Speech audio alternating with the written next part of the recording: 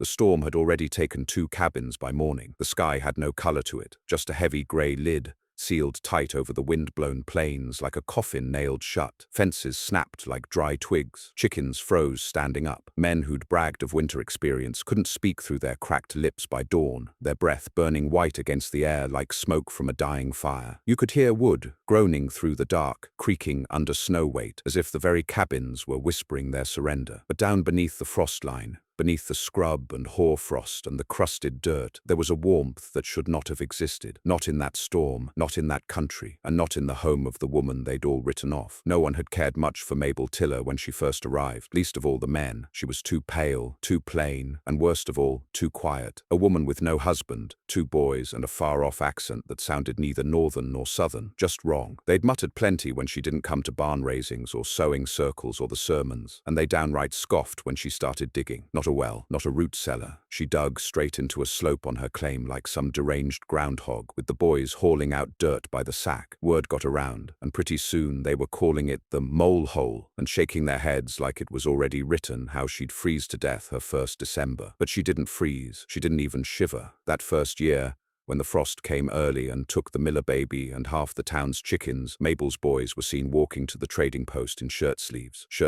In December. They didn't boast, didn't say a word, just walked back with flour and lard and 3 bundles of dried kindling, and didn't seem to be in any hurry. Folks thought maybe she had a stove that burned all night, or maybe some store-bought coal dug up from back east, but no one could explain how that cabin, if it could be called that, smoked less than a candle. The truth was, nobody wanted to ask her directly, and if anyone did get close enough to talk, they didn't get far. Mabel wasn't mean, just unreadable. She had the sort of face that stayed still even when she was thinking hard, and her voice never rose or dropped. It just sat there, flat as hammered iron, and when she looked at you, you felt like you were being measured, not judged, not mocked, just measured. But the cold kept coming, and her little mole hole kept staying warm. It wasn't until the second storm, when even the main town hall had its roof collapse under snow weight, that men started whispering. The Petersons lost both oxen that night, found stiff as stone by the barn, and the Thompsons tried to light wet wood and nearly choked out from smoke when the draft failed. But Mabel's boys were seen again the next morning, faces pink, boots dry, sleeves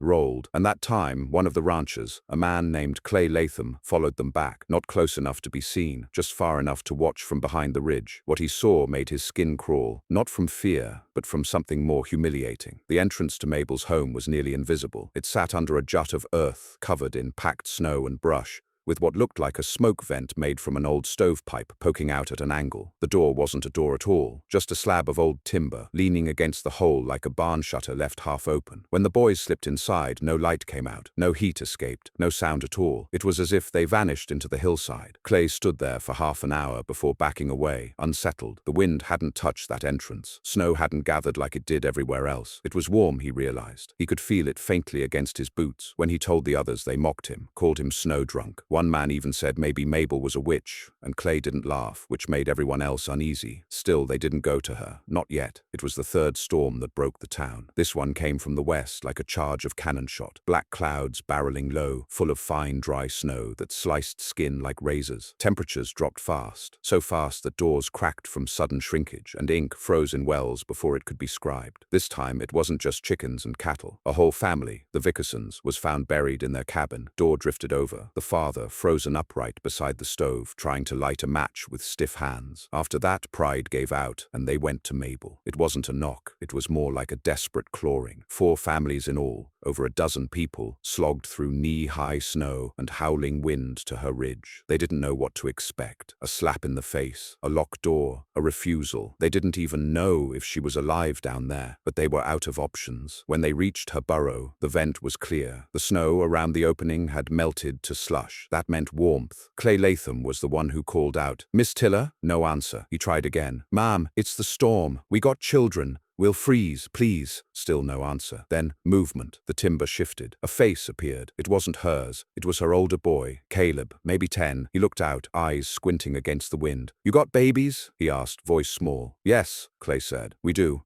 The boy looked back into the darkness, waited, then pushed the door fully open. Inside was dirt, packed, curved dirt, like the inside of a root cellar, but it didn't feel like one, because it wasn't cold, it wasn't damp, and the air had no smoke, no sharp sting of fire. It smelled faintly of bread and pine, warm pine. They stepped inside one at a time, boots crunching, shoulders brushing the tight earthen walls. It wasn't big, more like a tunnel that widened just enough to hunch together near the back, but the temperature, it was like a summer afternoon, and in the corner, a bed of rocks sat warm to the touch, with copper pipe winding above it into a strange iron box set into the wall. There was no open flame, no fire, just warmth radiating from the floor and walls like the earth itself had chosen not to freeze there. Mabel was sitting on a low stool, not smiling, not angry, just watching. She said nothing for a long time. Then she pointed to a row of blankets, and they took them without a word. None of them spoke that first hour. They just breathed in heat like drowning men coming up for air. Someone began to cry quietly, and no one told them to stop. Outside, the wind howled and cracked across the hills, but it couldn't touch the earth beneath their feet. And for the first time in 3 winters, the townsfolk wondered what else that widow knew, what other secrets she had pulled from the ground while they were laughing behind her back. They stayed through the night. There was no talk of leaving, not even from the men who still harbored the prickly sting of shame along their necks for ever coming in the first place. They didn't say it aloud, but each one of them understood that had they not made that bitter march to the widow's hill, they'd be frozen corpses by morning. They clung to the warmth of the packed walls like children, too old to cry but too scared to pretend. Mabel didn't offer tea or stories or comfort, but she offered space, she offered warmth, and she offered silence, which turned out to be more merciful than anything else could have been in those first few hours of shared disgrace and thawing limbs. By morning, the howling above had lessened, but the snow had not. It had only deepened, so much that the entrance to the burrow was packed white again, and the outline of the hillside was smoothed to a gentle curve. They were buried, in a way, and yet the air inside remained the same, not stifling, not stagnant, just gently warm, like a deep summer cellar or a river stone left in the sun. It took until the second day for anyone to ask her directly. It was Ruth Taggart, mother of 2, face pinched from too many winters of grief. Her husband had died 2 years prior in a barn collapse, and she had aged like stone, fast and without kindness. But she'd always had a hard, tight voice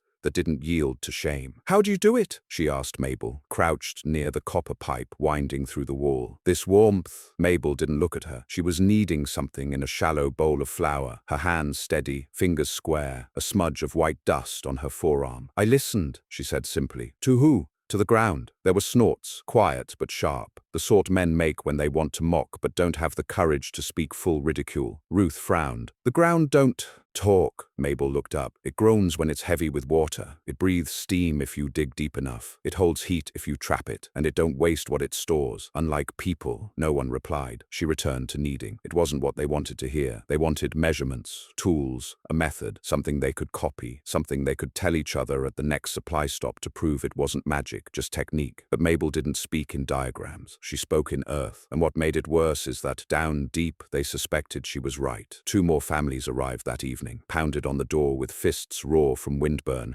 and eyes glassy with cold. Mabel didn't rise to greet them. She looked to her sons, and the younger one, Nathan, slid the timber open. The hole was getting tight now, too tight. Blankets were shared. Some slept sitting up. Men took shifts kneeling to let children lie down, but no one left, even when the wind slowed, even when the frost let up. Because outside, the world had changed. The frost line had risen, cabins cracked, foundations swelled and heaved like dead things half buried. The tall Johnsons lost 2 sills to the freeze. The schoolhouse window shattered from pressure. The main well froze solid to the bottom. And when they sent the McHale boy down in a bucket to chip ice, he slipped and cracked his leg clean through, now useless. But the widow Tiller's home stayed, and more came. By the 5th day, they were crowding at the door before dawn. They came with blankets, crying babies, limping fathers. They came with silence, because no one dared beg aloud anymore. They simply waited, hoping she'd look out and nod. But she didn't, not at first. They were too many. It was Ruth again who finally spoke up for the lot. Her children were inside now, sleeping curled under a haycloth near the back wall. Her spine ached from sleeping upright. "You can't take them all," she said. "There ain't room." Mabel nodded. She sat in her corner, beside the strange iron vent and stone bed she'd built years before anyone cared. She wasn't rude, she just seemed to consider everything fully before moving. "No," she said, "but we can build more. That got the room stirring. More? Mabel nodded once. There's still ground. The men looked at one another, doubt thick in their brows. No one wanted to say it, but they all thought it, not in this freeze. You couldn't swing an axe without the blade chipping. The earth was hardpan now, cracked, frozen through. Nothing could be dug. But Mabel didn't mean dig, not like a hole. She meant layer. She stood, walked to the back wall, and knocked her knuckles against the packed clay. This wall holds heat because it's curved, because it's thick, and because the rock bed stores what the sun gave it before winter. That pipe above, she said, nodding, ain't for fire. It just carries the warm air from below through the whole space, doesn't lose it, doesn't choke us with smoke. That's why we don't die here. A boy nearby coughed. Mabel looked at the ceiling. A slit ran up through the dirt, angled and narrow. A vent, but not a chimney. Just a way for breath to rise. I'll show you, she said, and she did. For the first time, Mabel Tiller took people out into the storm. She pointed out the earth that had stayed dark beneath the drifts, the kind that didn't crust over or flake in the wind. She showed them how to build windbreaks first. Not walls, breaks. Angled rows of brush and fence wood to bend the snow's wrath, slow the wind, and trap sun if it ever came. Then she showed them how to take animal bedding, mix it with ash and snow, and make a paste that could be packed like clay. With it, they began forming shallow berms, small half-shelters carved into hillsides, buttressed with timber and sealed with oil rags. Not full cabins, but warm, insulated, dug just enough. They worked in shifts. By the second week, there were 5 new holes on the ridge. Not elegant, not even permanent, but they didn't freeze. And the townsfolk who once mocked her now watched her move like a general. They asked questions now, polite ones. How did you know clay held heat? Why is the pipe curved and not straight? Where did you learn this? She never gave full answers, only pieces. Clay stays warm if you pack it tight. Air moves better when it rises slow. Where I'm from, winters killed the loud first. By week's end, something began to change. Not just the weather, the town. Word spread, not just among those already inside her home, but those who were hearing stories passed from one survivor to another, from one bunkhouse to the next rail line post. The widow had warmth. The widow had survived. Men who'd once crossed their arms in church and chuckled about women playing pioneer were now sending letters asking about her method. Traders offered to pay for diagrams. A town councilman, who once said out loud that a woman without a man is half a creature, now wrote a formal inquiry asking for permission to inspect the thermal properties of your residence. She didn't reply. Instead, she walked out one morning, up the hill where a boy had been stacking kindling near his family's half-burrow, and said, "Don't pack the wall too thin, your breath will bleed out." He nodded like a soldier. But it wasn't until someone tried to copy her that the real trouble started. A man named Jasper Crowley. He'd been among the first to mock her, loud, red-faced, the sort who always had a story and never a solution. He'd come late to the burrow after refusing to accept help, slept outside the first night, had to have his toes wrapped, but once inside, once warm,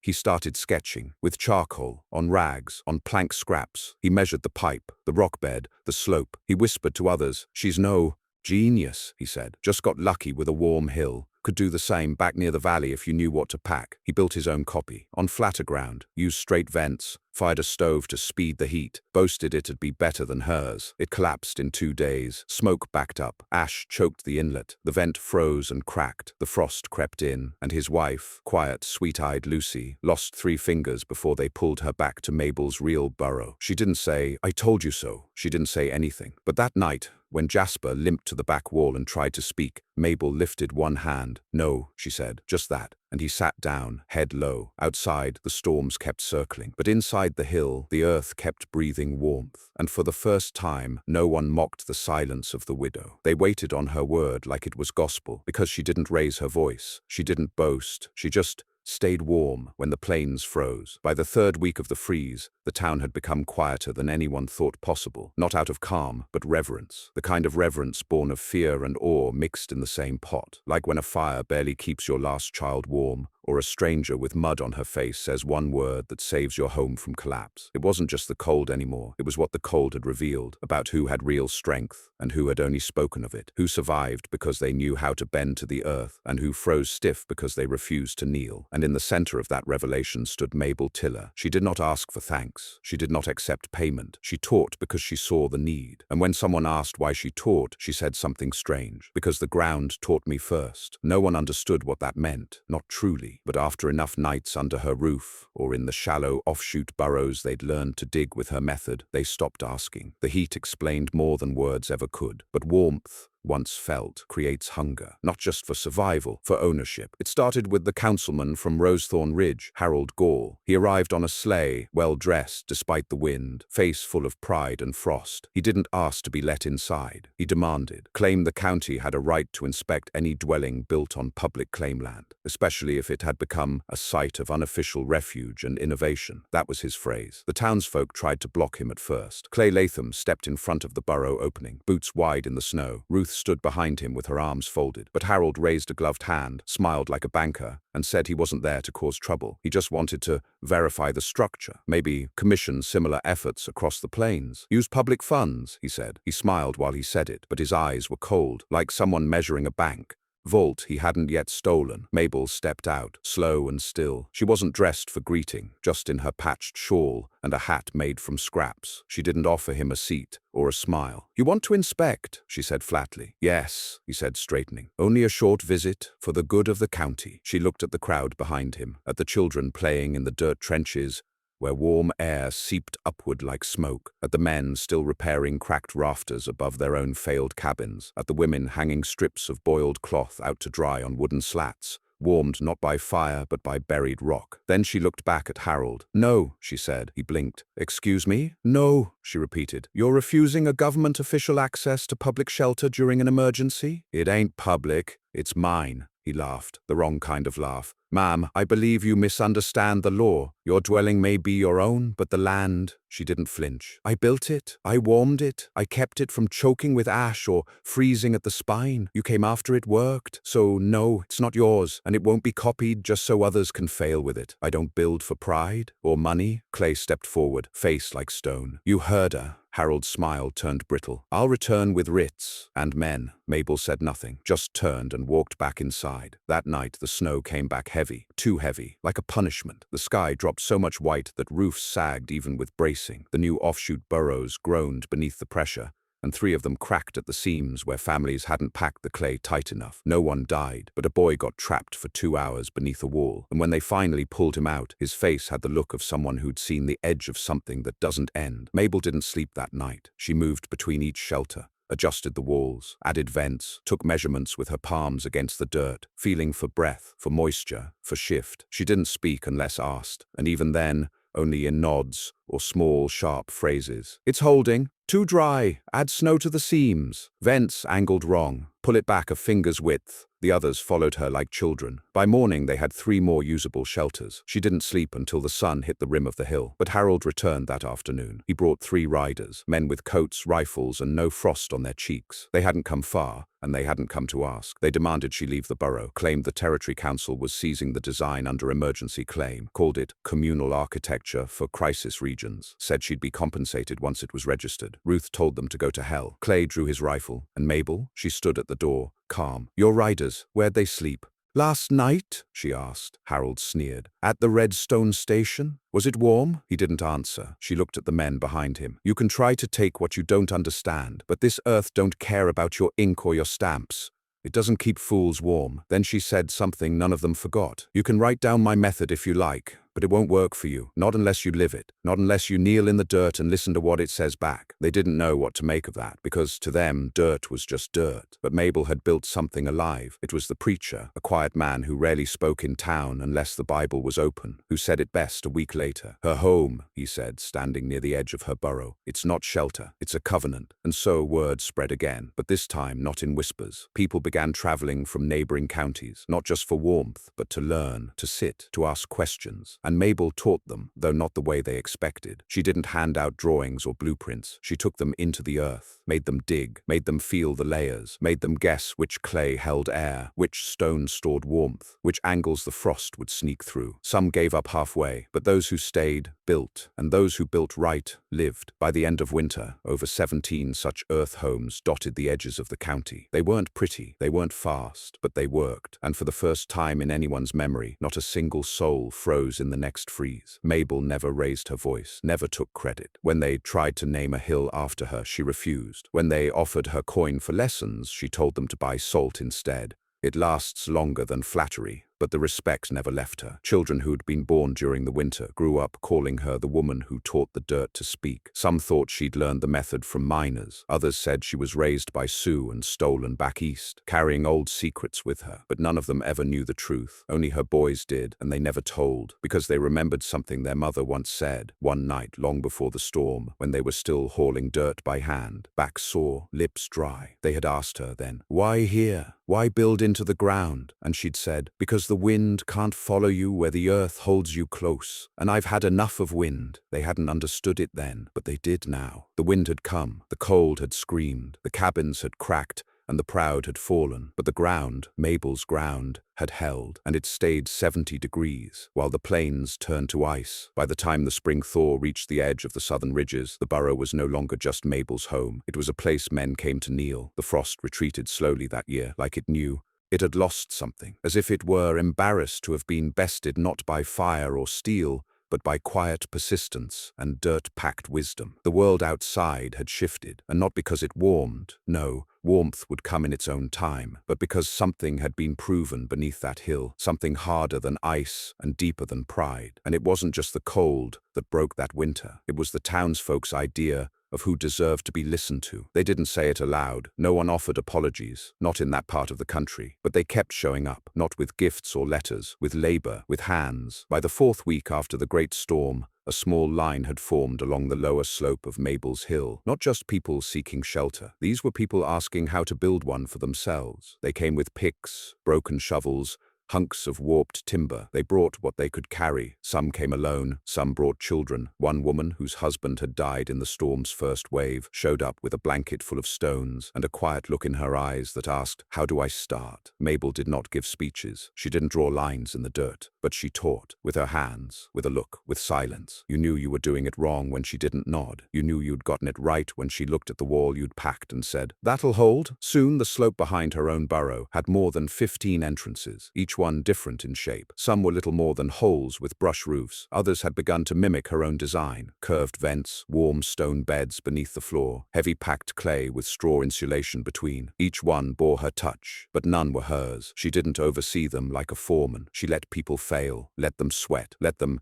mispack walls and watch them collapse until they learned that the dirt had rules, and pride didn't rewrite them. Clay Latham built one of the most solid shelters, working beside his own son, who was barely 8. Ruth Taggart's older daughter built a curved intake that vented better than Mabel's original. It was the first time anyone had improved on her method in public, and instead of silence, Mabel nodded once and said, "You listened." That was all she needed to say. Even the preacher built one, though he did it off the main ridge, farther toward the tree line. Said he preferred a quieter spot, closer to where he could hear the breath of God in the soil. No one mocked that anymore. Jasper Crowley never built another shelter. He tried to help others, but something had settled in him after Lucy lost her fingers. He walked slower now, talked less. He stopped carrying his pocket sketchbook. But one afternoon, without prompting, he stood by a boy who was trying to dig into hardpan and said, "That won't work here. Go farther east, where the clay holds." It was the first useful thing anyone had heard him say in months. But all of that, every new trench, every packed vent, every warm breath drawn underground, was the build-up to what came next. Because the ground, for all its strength, remembers, and the frost that had broken weeks earlier had only stepped aside for a moment. It came back, one last time. The final cold wasn't the strongest, not like the storm that had frozen the Petersons' oxen or collapsed the Johnson roof, but it was cruel, sudden. It struck in the night, after 3 straight days of melt and mud and cautious hope, after children had gone out with sleeves rolled, and the older folk had begun drying boots by shallow sun. That was when the cold returned, with black frost, with wind that didn't howl but whispered. They called it the quiet snap, because there was no warning, no build-up, just a stillness, then a sudden drop, as if the sky had inhaled all its warmth and held it in. Mabel had felt it hours before it arrived. She was kneeling beside the intake pipe of one of the newer burrows, a crude little shelter dug by a railman's widow and her 2 sons, when she placed her hand against the pipe and felt the draw. Stop, not reverse, not slow, just stop. Air shouldn't do that, not unless something beyond the walls had shifted in pressure so suddenly, so violently, that even the slope couldn't adjust. She stood, eyes on the sky. It was grey, but not in the usual way. No clouds, just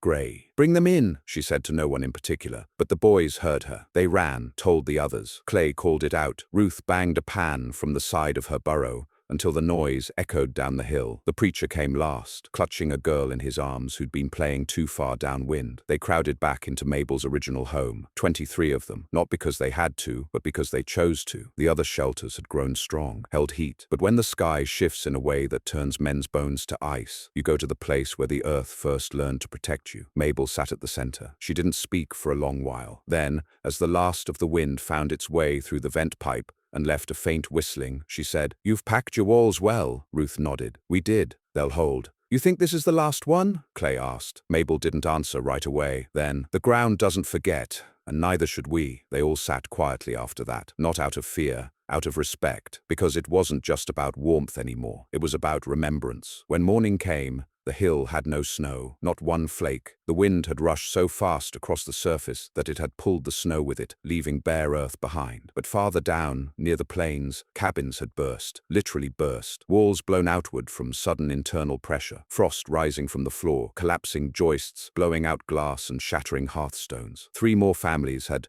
perished, but not one burrow had failed, not one. The story traveled faster after that. Traders told it in towns 100 miles off. Preachers recited it in sermons. A letter even reached the capital, asking for formal studies to begin on the soil dwellings of Ridge Hill, though Mabel's name was never mentioned in it. She never responded. She didn't care, because something had changed, not just in the people around her. In her, she'd come west to escape, from a past no one asked about, from a husband no one knew, from bruises hidden under sleeves, and long winters of silence back east. She'd come with her boys and nothing else, hoping only to vanish into the earth and be forgotten. But the earth hadn't forgotten her. It had held her, and when others needed it, she'd taught them how to be held too. That spring, for the first time, she let others plant above her burrow. Just small things, roots, onions, maybe some turnips, things that could grow where the soil stayed warm just below. The preacher said it was a sign. The earth, he said, had accepted her gift and given its own in return. But Mabel never claimed anything spiritual. She just watched the dirt, felt it between her fingers, listened for its breath. "You can't tame it," she told her son one day as they walked the slope. "You just walk with it, and if it lets you live, you don't ask why." By the time the frost was gone for good, people had begun calling the hill something new. Not the Mole Hole, not even Tiller Ridge. They called it the Warm Hill. No one wrote it down, but everyone knew what it meant. And when newcomers arrived, they were told to find the woman who listened to the dirt. They were told, if you want to live through the next one, you'd best go down and ask Mabel how. By summer, the Warm Hill looked like something out of a story the plainsfolk had never meant to write. From the ridgeline it appeared plain enough. Patches of earth broken by timber-framed brush heaps, low doors set flush with the slope, vents barely visible behind twigs and soot marks. But if you came closer, if you walked the path between the trenches, let the dust settle behind your boots, stood still and let the silence teach you, you'd see what had really changed. You'd see that no one was mocking anymore. There were now 24 burrow homes across the northern incline. 10 more were being packed on the southern side, each marked by stones set in rows and ringed with rope to warn wandering livestock. Children played between them, not in front yards, but across ledges and under slopes. Men came not just from the surrounding counties, but from distant settlements. Engineers, traders, even a few with government tags on their coats, to kneel in the dirt and try to understand why it was that this hill had done what all their seasoned lumber and stovework could not. The answer, if there was one, lay not in the materials, but in the manner, in the patience, in the letting go. And Mabel Tiller was still at the center of it, though she no longer needed to be. The people knew now, the ones who stayed through that freeze, the ones who packed their first walls too thin and paid for it in heat loss, the ones who'd once laughed at the woman with the silent hands and now nodded when she passed. They'd learned. They didn't look to her as a novelty or a curiosity. They looked to her like you'd look to the first flame in a dark season, grateful, but careful not to smother it with too much attention. Mabel herself hadn't changed much. She still moved with the same quiet, compact grace, the same economy of motion, still said little, still spent more time with her hands in the dirt than in conversation. But there was something different in how people stepped aside when she approached, not out of fear or reverence, but something closer to instinct, like she was part of the earth now, something slow, steady, and dangerous to interrupt. Her boys had grown in that silence. Caleb, now taller than her, was carving wood frames for the new burrows without being asked. Nathan, who had once cried at the cold, was teaching two younger children how to listen for the change in the vent's whistle that signaled air blockage. They'd become quiet like their mother, but not afraid, not shamed. They were confident in the way wild animals are confident, aware of what they are, what they can do, and what the world takes from those who hesitate. One evening in early August, a man rode up the hill on a chestnut mule. He wore a city coat and gloves too fine for this country. His boots were polished even under the dust, and he carried a satchel full of rolled maps. He didn't dismount immediately, just sat there, looking over the strange half-buried village blooming out of the slope, lips pressed thin. Mabel saw him from the far trench. She didn't go to meet him. She finished adjusting a new stone vent, tapped the seal with a stick, and only then wiped her hands on her apron and walked over. The man finally dismounted. He introduced himself with a name too long and credentials too polished, said he represented the Territorial Board of Architecture and Expansion. He asked if he could formally document the structure of the hill. Mabel stood still. "We've heard incredible reports," he continued, trying a softer voice, "of what you did here, the structures, the temperature regulation, the survival rates.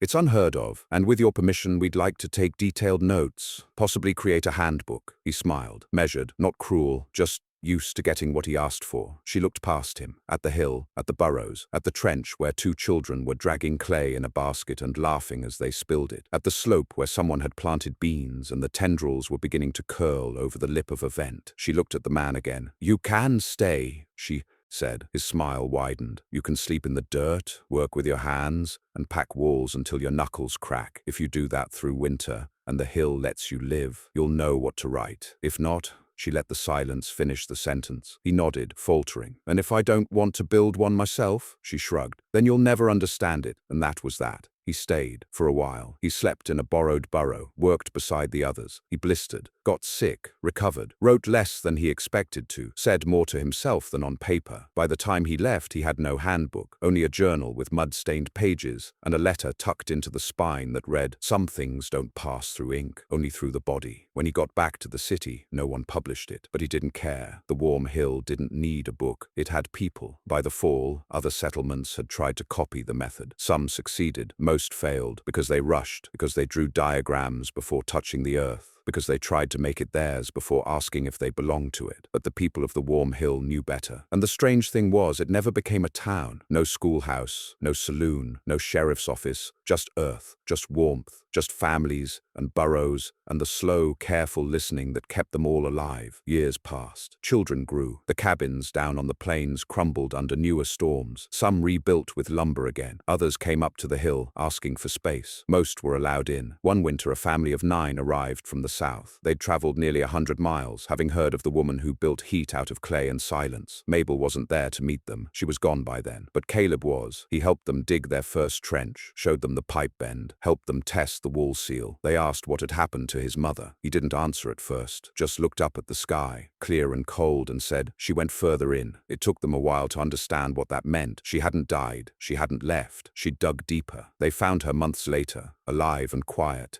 in a narrow burrow that sloped so far into the ridge it nearly touched the stone bedrock. She wasn't sick, she wasn't hiding, she was studying. "Warmer down here," she said, eyes still alert. "I think we can go deeper." They let her be. By then, the council had stopped sending agents. No writs came, no forced inspections, because the warm hill had become what the plains never expected it to become, a sanctuary not built by government hands, not propped up by military or rail, but by a woman who had listened when everyone else talked, a woman who had knelt in the dirt and heard something whisper back. And in the deepest winter, when the wind turned sharp and the night seemed like it would never lift, mothers tucked their children close and told them a quiet story that once, when the world froze and the plains cracked, a widow built her home underground, and the frost couldn't touch it because the earth remembered her, and she remembered how to listen.